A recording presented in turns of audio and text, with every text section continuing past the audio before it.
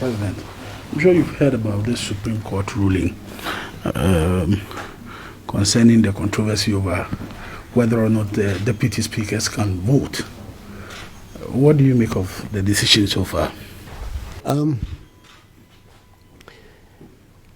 Let me begin, first of all, by saying that as a rule, I've made it a point since I became president, as much as possible, not to comment on constitutional issues in the country.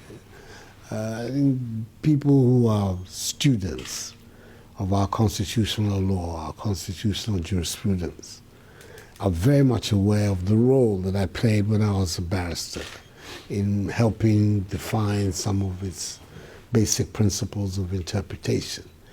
And I think that now I've become president, if every time there's a constitutional matter I'm heard to pronounce on it, it will give the impression that I'm setting myself up as what, some sort of rival Supreme Court. And I've been very reluctant to do that for that reason. I think the body that the Constitution has set up to be responsible for declaring the meaning of the Constitution, interpreting and enforcing it, is the Supreme Court, is the judiciary, with the Supreme Court at its apex. And as a matter of good governance, it's better that that body, which has been given this exclusive power, is the one that is heard on constitutional issues. And that's the reason why I've not been open or vocal on constitution. But I think this one, I feel strongly that I should make some comment. Firstly, the noise that was generated on this, at the time I was extremely surprised, because as far as I can see it, and I think the Supreme Court has confirmed it, the matters involved in this thing are open and shut. They're black and white. There can be no dispute about the issues that the gentleman took to the Supreme Court. It is there for anybody who wants to see. In Articles 102, Articles 104 of the Constitution makes it absolutely clear in black and white that the deputy speakers, I'm not speaking of the speaker, I mean the deputy speakers, when they're presiding, have the right to participate in the vote of the Parliament. The whole structure of the Constitution is, and indeed, and I believe that would have been part of the reasoning of the court, all the legislatures of the world, where the presiding person is a member of the legislature, like our deputy speakers are, like the Speaker of the House of Representatives in the United States, or the President pro tem of the Senate in the United States, or the Speaker of the British Parliament. All of those have the right to speak because they are members of the Assembly. Our Speaker is expressly not a member of the Assembly. That's why he doesn't have the right to vote.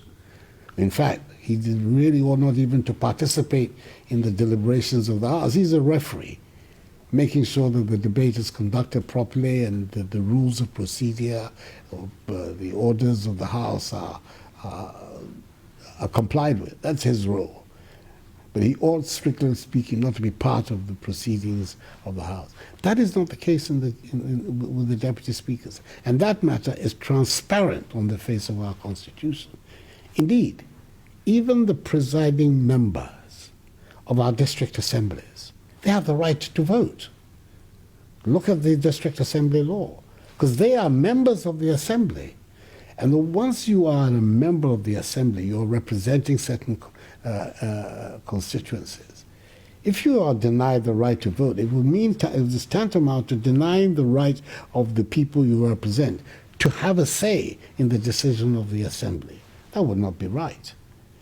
So I couldn't understand what all of this furore and controversy that was artificially generated. We're being told that the decision of the court amounts to judicial interference in the work of Parliament. I'm not quite sure that the people who are saying this have actually taken the time to read the Constitution of our country. It says so in black and white.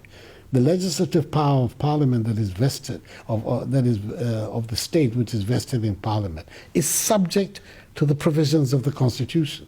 all organs of the Ghanaian state, including me as the head of the executive, we are all subject to the teachings of the Constitution.